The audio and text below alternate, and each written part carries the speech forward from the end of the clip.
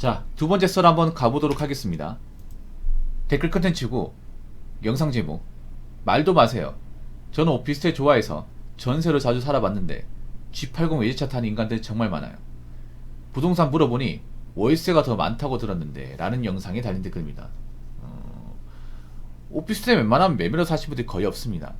근데 전세도 많잖아요. 전세도 뭐 전세가 안 많은 이유는 아무래도 오피스텔 관련 이제 전세 사기가 많으니까 그런 것 때문에 부담 느껴서 전세를 안 가는 경우도 있을 겁니다. 그래서 대부분의 오피스텔 거주자는 월세죠, 월세. 근데 오피스텔이 굉장히 비쌉니다. 좋은 공간은 맞아요. 원룸보다는 확실히 좋아요.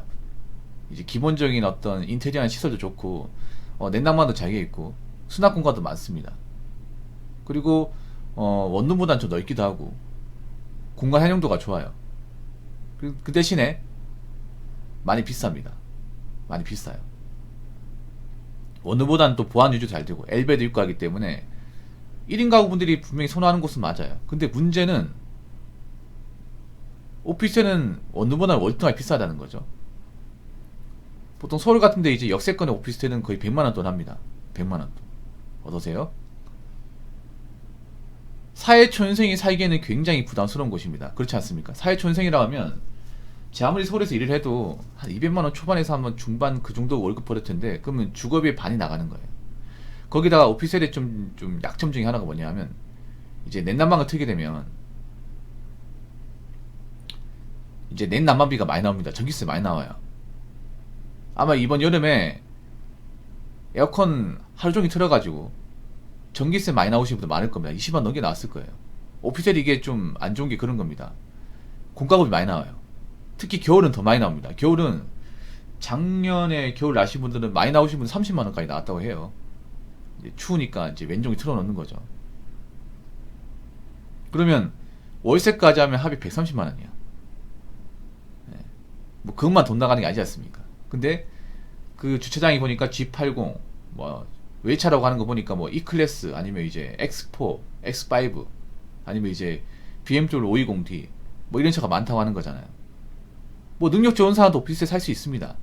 근데 과연 능력 좋은 사람들이 오피스텔 많이 살까 아니면 능력은 없는데 남들한테 쭉 꿀리기 싫어가지고 오피스텔 거주하는 사람들이 많을까요? 여러분은 어느 쪽이라 생각하십니까? 근데 저는 후자 쪽이 좀 강하다고 봐요. 없는 사람, 그러니까 능력이 별로 대단할 거 없는 사람이 남들한테 꿀리기 싫어서 있는 척 하려고 자랑하려고 차를 끄는 사람들이 많지 않을까. 왜냐하면 뭐 좋은 차 모을 수 있습니다. 저 차 좋아요. 차가 나쁘다는 거 아닙니다. 근데 이런 차들은 문제가 뭐예요? 일단 차값이 비쌉니다. 객관적으로 비싸요. G80 새 차로 구입하면 모텔이 6천 넘습니다. 풀업을 하면 9천만 원이에요. 예. 맞습니다. 능력 좋으면 아파트 가지. 아파트나 뭐 빌라 매매로 가겠죠. 그렇지 않겠습니까? 이렇게 생각하면 돈이 많을수록 자기 집을 소유하고 싶은 마음은 더 커요. 예. 이렇게 생각하면 돼. 소득이 많을수록 능력이 좋을수록 이제 월세로 나가는 주거비용을 더 아까워해. 그래서 어떻게든 내 집 마련을 하고 싶어 합니다. 돈이 많이 있으면 월세 아깝잖아요. 그렇지 않습니까? 그러니까 상대적으로 월세에 산다는 건 뭐냐, 그만 벌이가 엄청 좋다고 볼 수 없는 거죠. 솔직히 말해서. 아니 상식적으로 아파트 거주하는 사람 능력이 좋겠습니까? 아니면 오피스텔 거주하는 사람 능력이 좋을까? 그렇지 않습니까? 소득을 보더라도. 물론 모든 오피스텔 거주자가 뭐 다 능력이 부족하다, 이건 절대 아닙니다. 오해하시면 안 돼요. G80도 비싸고 뭐 E클래스도 한 8천만 원 하죠, 새 차로. 예. X4 같은 경우에도 한 6, 7천만 원 하고 5로 가면 1억 가까이 하고, 맞죠? 비쌉니다. 비싸요. 물론 중고로 사면 싸게 살 수 있겠지만 중고도 비싸죠. 근데 이런 차들의 문제가 뭐예요? 차값도 비싸지만 유지비가 많이 듭니다. 유지비가. 예. 특히 G80은 연비가 안 좋아요. 정말 안 좋아요. 근데 과연 이 차를 소유하고 계신 분들이 과연 차를 일시불로 구입을 했을까요? 일시불? 일시불 뭔지 아시죠? 그냥 현찰로 그날 즉시 할부 아무것도 안 하고 그냥 차값 그대로 지불하는 거예요. 근데 요즘에 자동차 이제 매장 가보면 애초에 그렇게 구입하는 사람이 없대요. 그러니까 차를 일시불로 구입하는 사람 자체가 없대요. 그냥 국산차도. 그리고 요즘 룰이 기본적으로 선수금도 거의 안 낸대요. 선수금도 안 내고 오라이브로 구입한 사람도 많대요. 선수금 넣어도 차값이 한 20% 미만? 그 정도밖에 못 낸대. 뭐 G80이라 하면 한 6,500만원 주고 산다고 치면 뭐 선수금도 20%면 한 1,300만원 정도? 아니 1,000만원도 뭐 안 되고 나머지 다 할부예요. 근데 여러분 한 할부 계산기 있거든요. 그 계산기 때리면 얼마 나오는지 아십니까? G80 기준으로 60개월 잡으면 달에 한 120만원 나옵니다. 110에 120만원 이자까지 해서. 그리고 저 차를 출퇴근이 아니면 드라이브 목적으로 몰게 되면 뭐 기름값만 한 50만원 나올 거예요. 4, 50만원. 그러면 이 차에 나가는 돈만 순수 200이야 200. 보험료랑 이제 뭐 세금 그리고 뭐 중간에 세차하는 것까지 포함하면 한 달에 한 200 정도? 차에만 200이에요. 오피스텔 저 월세잖아. 300 그냥 나가는 거지. 거기다가 이제 뭐 생활비나 식비 같은 거 하면 400 넘게 나가는 거죠. 뭐 그렇게 나가도 유지가 가능하면 그분 능력 좋은 사람 맞아. 근데 그렇게 능력이 좋은 사람들이 얼마나 되겠냐는 거죠. 제가 카푸어에 대해서 좀 안 좋은 얘기 많이 합니다. 근데 카푸어가 진짜 문제가 있는 게 사실이에요. 근데 지금 카푸어가 좀 어지간하면 줄어들어야 되는데 안 줄어들어 이게. 안 줄어든다니까. 자, 댓글 한번 읽어보도록 하겠습니다. 아니 오피스에 살건 옵타팡에 살건 외차를 굴리든 G80을 굴리든 뭔 상관이. 이해가 안 가네. 그냥 배 아픈 거잖아. 300 미만의 국산차 굴리면 정상이라는 건가? 300 이상이 대중교통 타고 다니는데 300 미만이 국산차 탄다고 하면 님 뭐라 할 건지. 카푸어도 님들 같은 사람들이 조롱하기에 만든 신조어 아님? 이분 카푸어인가 보다. 맞죠? 이분 누가 봐도 카푸어인가 보다. 긁혔나 보다.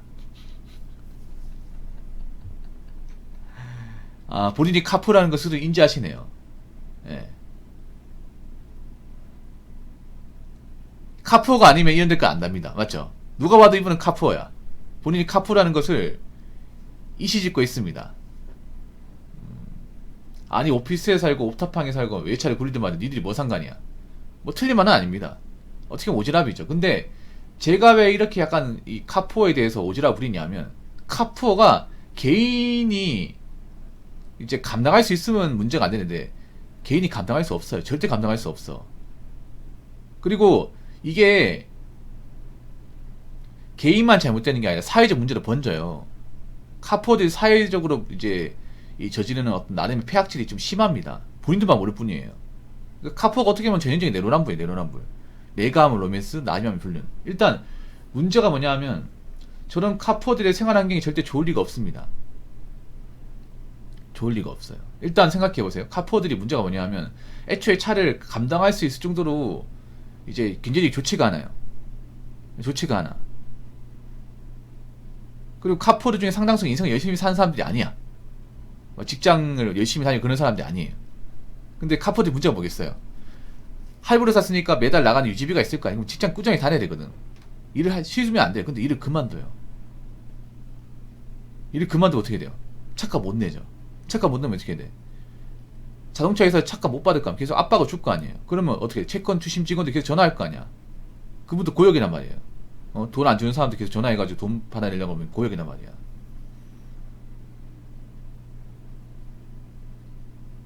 그럼 누구 힘들게 합니까? 자동차 회사 힘들게 하는 거 아니야? 아니 카푸어들이 자동차 할부금 제때 낼 것 같은 문제가 안 되지. 근데 제때 못 내는 사람들이 많으니까. 왜냐면 카푸어들이 그런 뒷감당에 대해서 생각 잘 안 하거든. 일단 차는 굴리고 오자 마인드로 문단 말이에요. 근데 뒷감당 안 된 분들 많단 말이에요. 그럼 어떻게 돼요? 그 할부금 못 낼 거 아니야. 못 내면 또 자동차 회사나 이제 캐피탈 회사 또 힘들게 할 거 아니에요. 이 녀석 봐라.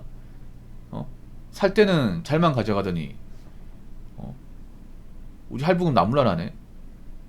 이렇게 나올 거 아니에요. 두 번째는 뭐냐 하면 이 카푸어분들 이러면 아시겠지만 운전을 굉장히 험하게 합니다. 운전을. 도로상의 빌런들이에요. 도로에 젊은 사람들 운전 험하게 하는 사람들 대부분 카푸어입니다. 카푸어. 양보 운전, 안전운전하는 거 봤습니까? 아니죠. 차 인생 꼬라박았기 때문에 굉장히 뭐 칼치기나 아니면 뭐 위협운전이나 보복운전 많이 합니다. 많이 해요. 한두 대만 그러면 모르겠는데 상당수의 많은 카푸어 차량이 그런 경우 많습니다.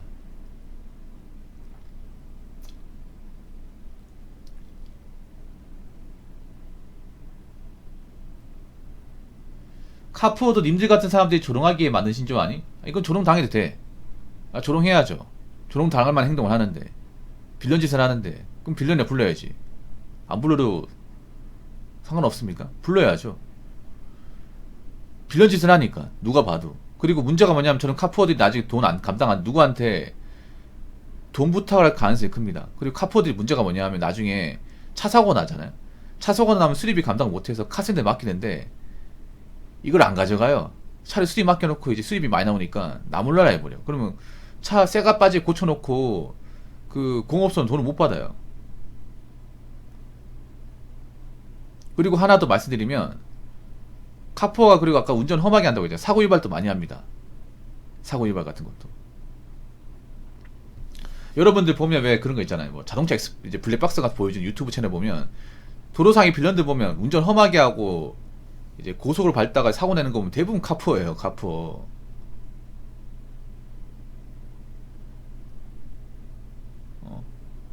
신호 무시하고 달렸다가 뭐 이제 다른 차 받고 멀쩡한 사람 피해주고 하는 건 다 카푸어란 말이야. 상당수가. 그럼 이게 개인한테 문제가 있겠냐고요. 사회적 문제가 있는 거잖아. 카푸어들이 문제가 있는 건 사실입니다. 그냥 개인의 문제를 치부하지 마십시오. 그럼 아직도 카푸어들이 왜 욕먹는지 모르는 겁니다. 본인들이 왜 카푸어라고 일컬어지고 사람들이 이걸 가지고 자꾸 뭘 하는지 그거 모르면 계속 카푸어질 하시고. 그러면 카푸어는 개인만의 문제가 아니에요. 본인들이 감당 못하는 행동을 많이 하니까 사람들이 안 좋게 보는 겁니다. 사람들이 뭐라 하는 데는 다 이유가 있는 겁니다. 무슨 말인지 아시겠죠? 카푸어라고 맘먹었으면 어느 정도 사람들이 어떤 조롱이나 좀 지적 같은 거는 좀 감수하셔야 돼요. 안 그러면 하지 말든가. 아시겠습니까? 자, 이상으로 두 번째 썰 마치도록 하겠습니다.